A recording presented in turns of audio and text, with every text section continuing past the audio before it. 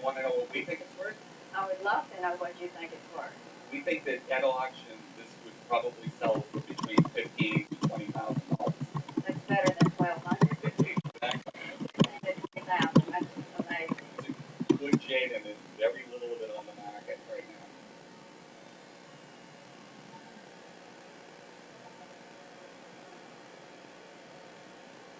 My parents and I, about 18 years ago, were at an estate sale, and these posters were mixed in with some admission tickets for a local theater in our town. And my dad was very interested because he knew these movies and had seen them in the theater. And how much did he pay for them at the yard sale? $1 for the whole lot, which includes some other posters. Wow. Well, they are called lobby cards. They are 11 by 14, printed on cardstock paper, and they were meant to put in the lobbies of the theaters and show some of the scenes from the film. This is the title card, and it has the portraits of the two stars, and that's the most important thing about these, that it's Boris Karloff and Bela Lugosi, who are huge horror icons. Right. And because of that, they're really collectible. There's a major market for them. The film was put out in 1940. These cards look like they were made yesterday. They're virtually, look how white the borders on them are.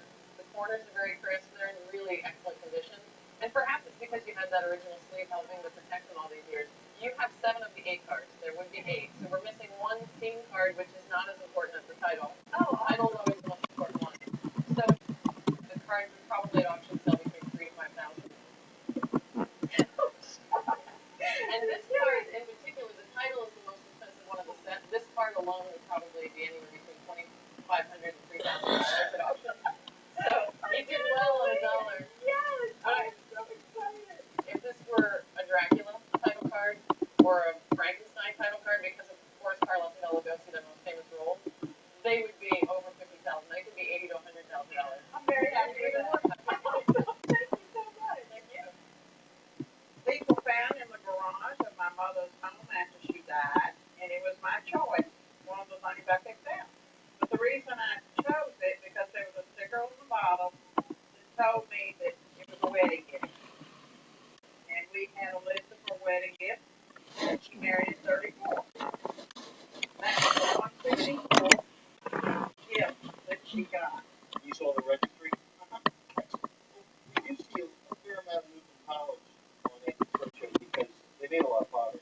Newton made pottery from about 1896 to the 1930s, and maybe a little beyond that.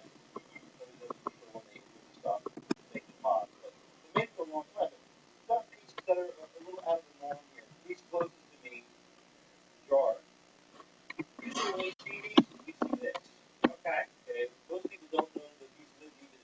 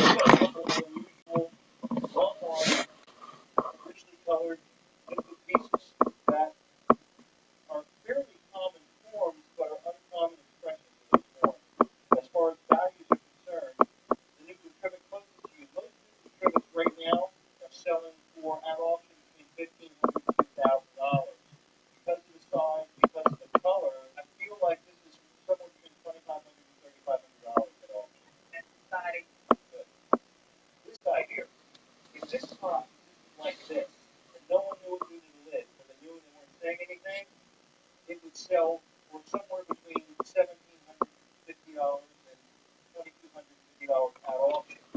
If they really do it, they don't have to bid, it will be $1,200 to $1,600 because it's documented and it's intact undamaged. Somewhere at auction between $3,000 and $4,000. So I'd say the two pieces together, somewhere between $5,500 and $7,500 at auction. Really sweet one, thank you. Well, it's special because it was my mother. Can't put a price tag on that.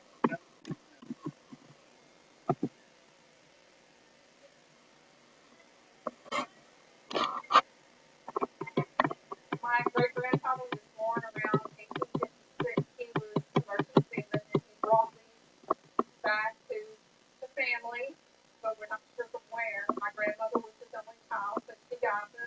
She gave them to me about 25 years ago. My dad kept them in his house for a while, and then I got them back again, and I have them in a curio cabinet, and always wondered what they're made out of and where they're from. So he was in a merchant seaman from about 1870 to 1910, maybe. Yes, that's about right. Oh, about 1906. My guess is they're about 110 to 120 years old. Okay. All right. Let me tell you what I know. First of all, we'll talk about material. These are actually walnut diamonds, so they are the cut. We had the gold rush up in that part of the world, which would be Alaska, and along the Canadian coast in the latter part of the 19th century. So I believe that these two pieces date to that time period, 1890. The Eskimos were so clever up there in Alaska that they understood what people wanted to buy, and so they made objects. And cribbage boards was certainly one of them, and it was a game that merchant marine people played on board ships, so it was a perfect thing for them to make. Now these are a little bit different. The first thing that we look at is the surface. Both of these objects have sort of a honeycomb look. That's really absorbing the oils from the skin.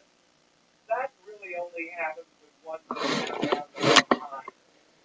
We also look at the iconography. You've got the wonderful walruses here, which I'll just turn up slightly. Walruses, then down there, this is a relatively simple. Now I can tell you this is a true force. This is about as good as any cribbage board I've ever seen. These multiple animals on top, and then they're along the border, and then I'm going to try to do this. I'm going to look at the back, and you can see more beautiful hatch working here, and these farm animals. This is really fabulous. We have two masks right up here. Now the masks actually help identify us from King Island, and that's off the coast of Alaska. This is fabulous. I've never seen masks. We've got two of them on here. And I should point out here on the end is the little cubby hole where all the pigs go. Right. One of the things that we have to address is everyone's concerned about selling ivory. Right. Your objects are absolutely documented as being at least 100 years old. So they qualify as an antique. There's not an issue. But we're very sensitive about CITES and the various laws governing the sale and possession of ivory and other endangered species objects. Extraordinary pieces, well documented with collection history. I bet you'd like to know what they're worth. Yes, I would. You want to take a shot? I can't even begin to guess. I've had people, friends that have seen it go, oh, they're worth $200 or $300, and then some say $25,000. Let me see if I can help you here. This plain one is still beautiful. This is $2,500 to $3,500 in a retail setting. Okay, in the gallery. This one is extraordinary, and I want to be conservative. This piece in a gallery would be $8,000 to $12,000. Wow. It made my day. You made mine. I'm excited. I can't believe this thing is worth so much.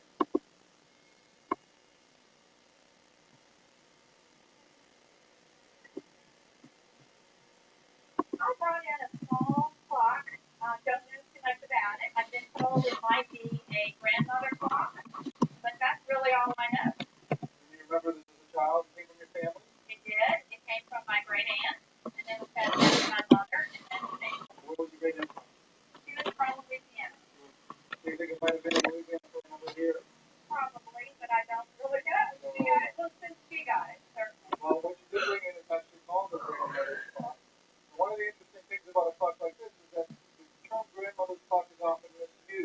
actually the grandfather's clock. Grandmother's clock.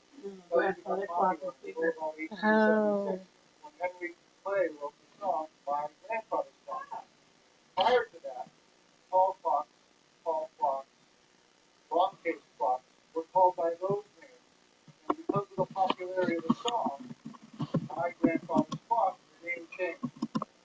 So when this clock was made, the department stores that were selling these clocks and the companies that were making them were looking for a tag name in order to sell a smaller version. And everybody's grandmother was a little smaller than their grandfather, and as a result, that name stuck. Now, when they made small clocks in the first period, in the 1790s to the 1800s, they're actually called dwarf clocks. This one is an extremely nice quality. The carvings on it are reminiscent of what was being done in Liverpool, England in 1790, where you have this brickwork at the bottom, and it's repeated here on the waist, and then you have these wonderful moldings underneath, the four columns that are fluted, the wonderful carved chipping flint, and the videos really make this a very good example.